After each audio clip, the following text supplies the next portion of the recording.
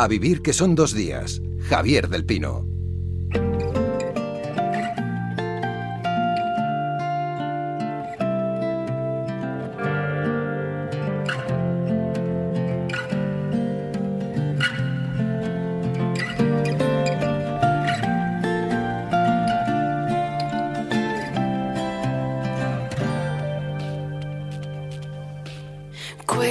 Quips so harsh and cynical, touches stricken, cold and clinical. What a transformation to behold.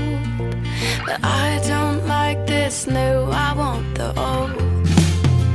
It's not the words that make it fun. We've said such things before to rival them, but it's how you say them now that's changed.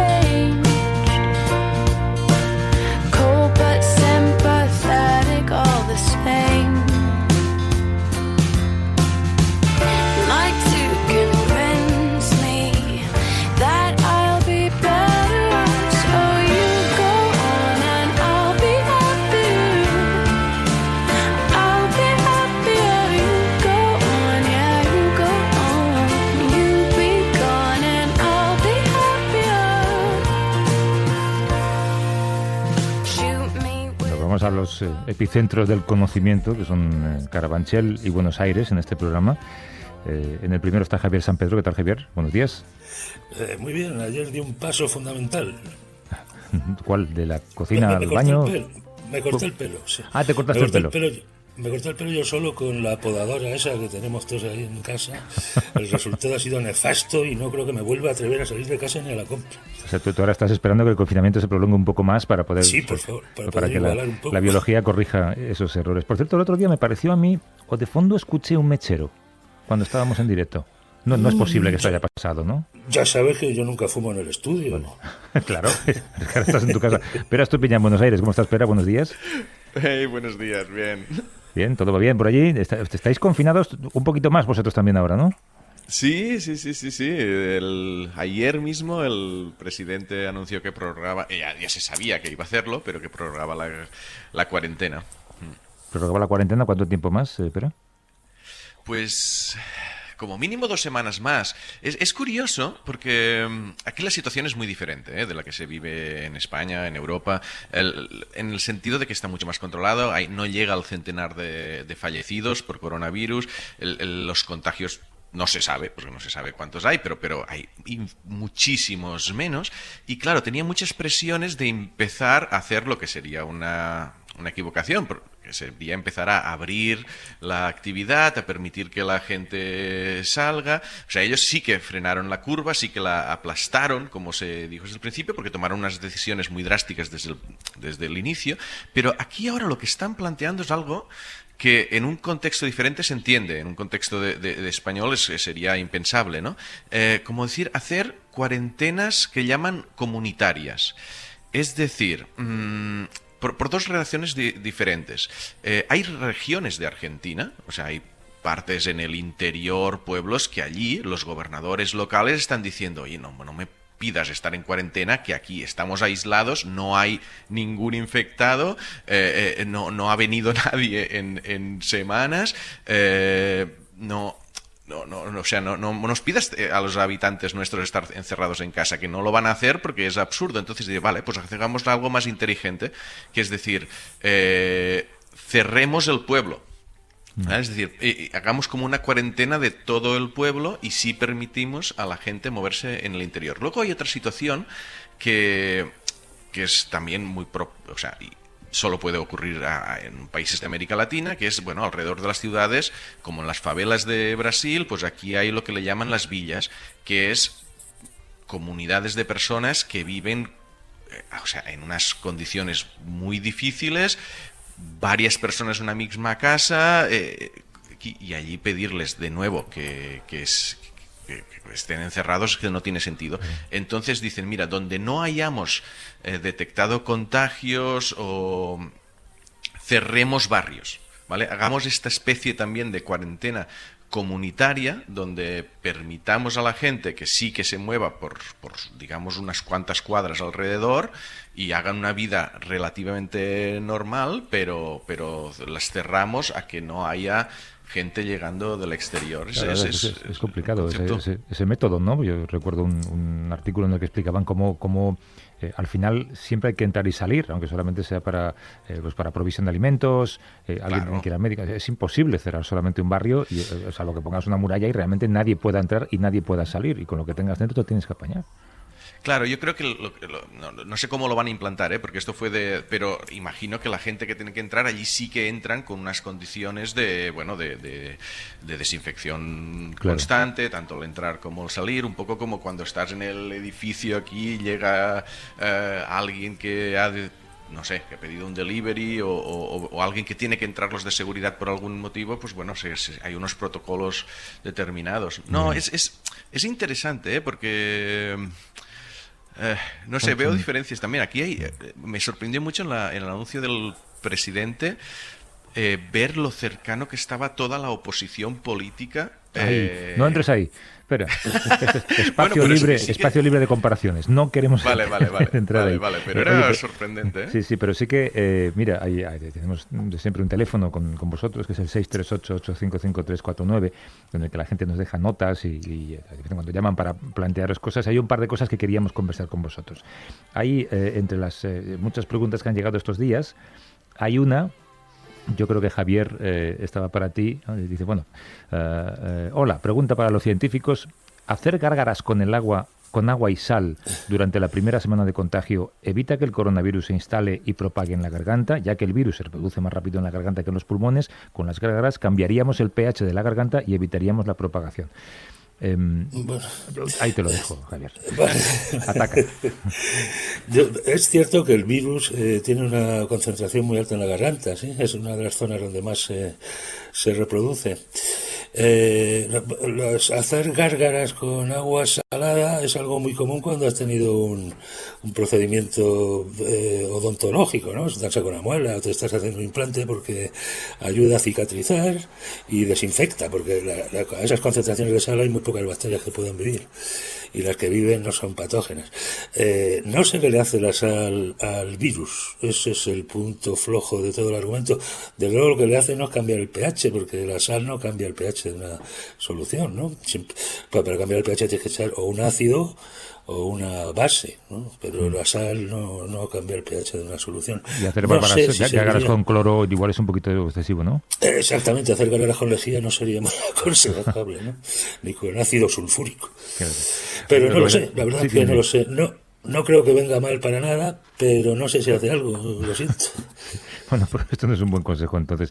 De hecho, estas semanas están creciendo la cantidad de webs que venden medicamentos falsos para curar supuestamente el coronavirus, ¿no? Algunos se pueden comprar hasta por kilos en eBay o en Amazon. Es la ocasión perfecta para estafadores, ¿no, Javier?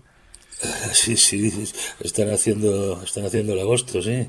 Se venden remedios contra el coronavirus de todo tipo. Algunos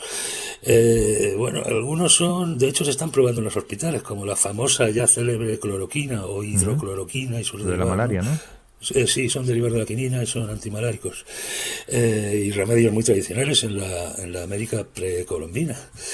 Pero claro, entre eso todavía no sabemos si sirve de algo, y además junto a esas pues nos están vendiendo todo, polvos de talco y agua con sal, ¿no? Pues imagínate. Muchas de las fake news que nos abruman si vas siguiendo los links, acabas en alguien que te vende algo fraudulento, ¿no? Eso es una técnica muy común. Es verdad. De todas maneras, ha ocurrido algo interesante, que YouTube está retirando vídeos. Sí. O sea, se están poniendo muy en serio en retirar vídeos de terapias de estas locas pseudocientíficas, ya no tratamientos que no sabemos si funcionan, como la cloroquina, que se están probando y dices, oye, la gente pues porque ha oído que podría funcionar lo compra. Esto es un caso. Luego aquí en Cataluña había el famoso agricultor que va vendiendo sus potingues de plantas y tal, que le han retirado vídeos, le han denunciado. Es decir, que sí que es un momento... El propio YouTube lo ha denunciado, ¿no? Claro. Sí. Sí, esto es algo novedoso, realmente, sí. Pero que parece que en este sentido hay unas fuerzas intentando poner orden, que se han tomado, oye, esto es serio, y no hemos visto tampoco muchos homeopatías, acupunturas, o sea, se está tomando, ¿no? O sea, sí que es una oportunidad propicia para ellos, pero también les están sacando los colores de alguna manera. Y a lo mejor eso es una buena enseñanza. Hay un número de teléfono para quien quiera enviaros una pregunta. Si hay un huequecito al final, a lo mejor hasta podemos meter la pregunta en directo, si no la guardaremos y la formularemos la semana que viene, supongo. Es el 638-855-349, lo repito, es un número de WhatsApp, así que se puede enviar también una nota de voz o un mensaje de texto, 638-855-349. If I could wake my crooked heart, if I was there right from the start, to feel Hace mucho tiempo, es decir, como unos 10 días más o menos, Javier, tú publicaste en El País una columna a la que pusiste por título "Los datos están mal", ya lo contamos la semana pasada, además fue una de las columnas más vistas aquel día, ¿no? Han pasado 2 o 3 semanas, los datos siguen estando mal, ¿no? Por mucho que lo revisamos. Sí, siguen estando mal. Por un lado sabemos que la contabilidad de muertes va a ser errónea, aunque por un factor, llamémosle pequeño, quizá por un factor 2, puesto que hay muchas muertes en residencias de ancianos que no se han contabilizado en según qué comunidad y otras, en fin. Esa cifra va a estar mal por un factor 2. Pero es que la cifra de contagios totales puede estar mal por un orden de magnitud. O sea, si estamos dando, tengo aquí las cifras, 100.000, ¿no? 100.000 muertos en el mundo, 162.000 muertos 162.000 contagiados y 16.000 contagiados en España, ¿no? Esto puede estar mal por un orden de magnitud fácilmente y ser 1,5 millones. Un error de magnitud es 10 veces, claro.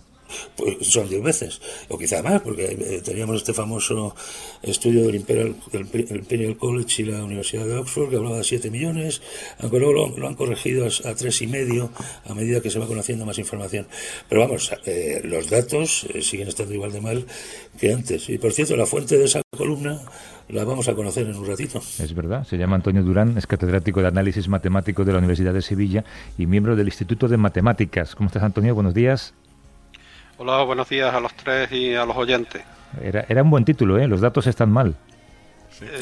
Sí, bueno, buen título y además acertado. Acertado. Porque mal, están muy mal, están muy lejos de la realidad. La cuestión aquí es saber cómo de mal están. Si hay que multiplicarlos por 10 o si hay que multiplicarlos por 40. Sí, estaban mal y además era también una cuestión del nombre, que se manejaba el término infectado. Y daba la impresión de que se refería a todos los infectados reales, cuando en realidad se refiere a infectados detectados. Y ese es el problema, que infectados detectados, para eso se requiere un test y que dé positivo, y todos sabemos que estamos pasando este primer brote con una falta de test muy preocupante. Entonces ahí está parte del problema. Los infectados reales, pues seguramente estamos hablando de un orden de multiplicar por 10 o quizá por 15. Claro, y este número real, tendremos una aproximación, supongo, Javier y Pera, cuando se realicen esos 65.000 tests a la población, como si fuera una inmensa encuesta del CIS, ¿no? Sí, como una encuesta con técnicas demoscópicas, ¿no? Escogiendo una amplia muestra de la población y eligiéndola con técnicas estadísticas que la hagan representativa, ¿no? Esto nos puede dar una idea de la verdadera extensión de la epidemia. Sería deseable hacer muchos más aún, ¿no? En lugar de esa muestra pudiéramos saber quiénes son las personas concretas que llevan el virus y lo pueden estar transmitiendo. Claro. Pero como de entrada, pues esa especie de encuesta a 30.000 familias, ¿no? Nos dará una idea más ajustada de la. Es curioso pensar que cuanto peor estén los datos, de alguna manera mejor, ¿no?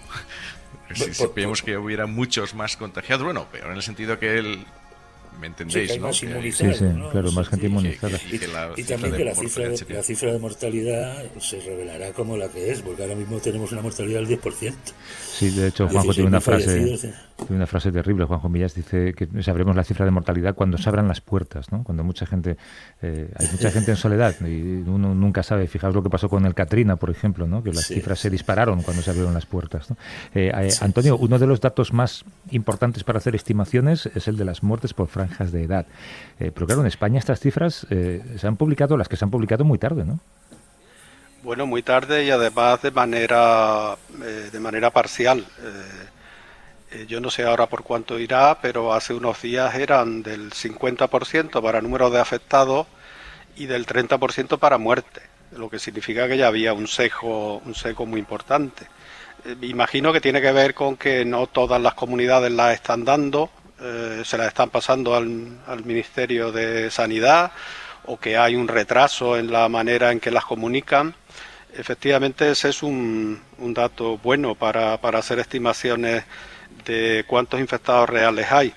Habéis mencionado el muestreo aleatorio, el estudio que desde mi punto de vista es fundamental que se haga, se tardará todavía una semana, porque además de decir cuántos infectados reales puede haber en España, va a dar otra cifra que es fundamental, que es el porcentaje de asintomáticos, de personas que están infectadas pero no tienen síntomas, y que es una de las cosas sobre las que más dudas hay, más incertidumbre en el caso de este virus. Y ese número, ese porcentaje podría explicar el por qué en las primeras semanas de marzo hubo la explosión que ha habido en Italia y en España y ahora está habiendo en Bélgica o en el Reino Unido. Claro, porque los asintomáticos siguen contagiando, te refieres, ¿no? Claro, efectivamente. Ellos no saben que tienen el virus, nadie sabe que tiene el virus. Solo se puede saber si se le hace un test, pero de nuevo estamos en el problema de que no se hace test. Por ejemplo, se han barajado varios porcentajes para asintomáticos muy diferentes. En el estudio que se hizo en el crucero, en el Diamond Princess, se estimó en torno al 20% de asintomáticos, pero luego en estudios posteriores, por ejemplo en Islandia, que por la insularidad y porque tiene una población pequeña, se han hecho testados masivos, pues allí se ha calculado que los asintomáticos pueden llegar al 50% de los infectados. Y la Organización Mundial de la Salud ha llegado a decir que puede ser incluso mayor, el 70, el 80%, han dicho alguna vez. Esto lo que quiere decir es que hay mucha probabilidad de que haya personas infectadas que salvo que le hagas el test, no sabes que está infectada. Entonces, pensemos en colectivos que por trabajo tienen que hacer contactos cotidianos múltiples con otra gente, incluso en confinamiento, ¿no? Pensemos en personas que están trabajando en un supermercado, atendiendo en la caja o reponiendo. Pensemos en algo tan dramático como las residencias de ancianos. Pensemos en cuidadoras o cuidadoras de residencias de ancianos o personal sanitario. Puede haber muchos que estén infectados. Si el porcentaje de asintomáticos es grande, puede haber muchos que estén infectados y no lo sepan y sigan tratando a enfermos o sigan tratando a ancianos.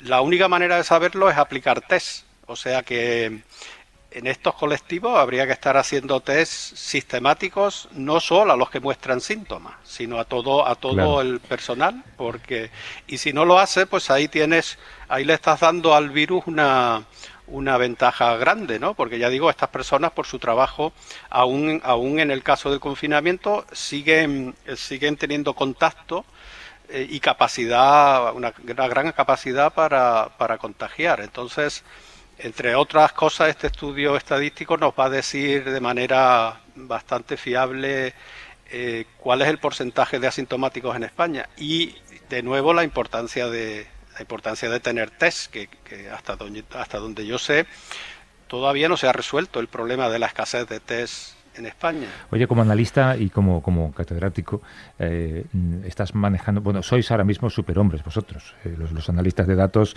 Supongo que tendréis también una serie de reproches que hacer a los políticos en su manera de manejar los datos, en su manera de comunicarlos también. Pero tú, como analista de datos, todo esto que hablamos de la curva que se aplana, la curva logarítmica, tú ahora mismo, en la situación en la que estamos ahora, dirías que estamos, cerca, lejos de superar la pandemia, a días, a semanas. A ver, esto es difícil decir, por ejemplo, saber si la vamos a superar o la estamos superando o la vamos a superar cuál es la situación a final de abril. La dificultad que tiene es que, bueno, las matemáticas sí pueden ayudar en esto, pero no son magia. O sea, lo que va a pasar a final de abril no podemos decir lo que es, porque depende de lo que hagamos en esta semana. Depende del tipo de confinamiento que hagamos, depende de que haya mascarillas, guantes y demás para que los asintomáticos les sea más difícil contagiar, ¿no? El virus, pasar esas fronteras. Ahora mismo lo que sí, por las cifras de muerte, que es, aunque quizá inexactas, pero más fiables, mucho más fiables que las de infectados detectados, lo que sí se ve es que el confinamiento, el primer confinamiento frenó el virus, no lo paró. Las cifras de muertes de ahora nos están diciendo cómo estaba la epidemia, pongamos 3 semanas atrás. O sea, ahora mismo estamos viendo cómo estaba la epidemia en la primera semana de confinamiento. Entonces, el hecho de que la tendencia de muertes se ha parado y está ligeramente decreciendo, aunque hay que ver el efecto que tiene este fin de semana, en fin, que aunque ha sido de confinamiento, tiene un efecto administrativo en el número de muertes. Pero sí que nos está diciendo que efectivamente el confinamiento funcionó, frenó, no detuvo por completo, pero frenó, y posiblemente las 2 semanas que vienen se va a reflejar ese freno en el confinamiento. Más allá de eso, no podemos decir nada porque depende de lo que hagamos mañana. O sea, mañana tiene que volver gente a trabajar, que no ha estado trabajando. Y hay que procurar que no haya aglomeraciones en el transporte público. Es curioso porque en su día ya contamos aquí otra vez que pasaste por el programa como creo que matemáticos es la profesión con el menor nivel de paro en este país y en muchos países. Ahora entendemos muy bien por qué, hacéis falta en todo. Antonio Durán, que es catedrático de Análisis Matemático en la Universidad de Sevilla, miembro del Instituto de Matemáticas y, como a él le gusta decir, también escritor a tiempo parcial. O 50-50, ¿no? Vosotros lo explicaréis de una manera mucho más exacta. Antonio, un abrazo, gracias.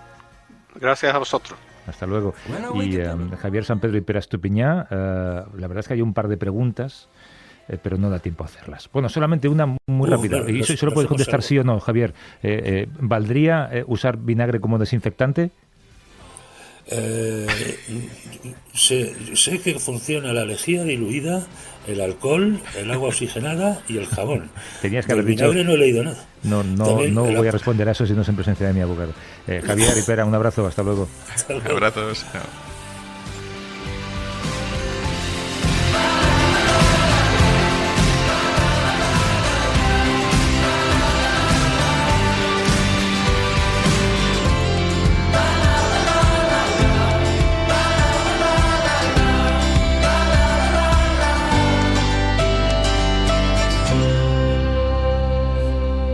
A vivir que son 2 días. Javier del Pino.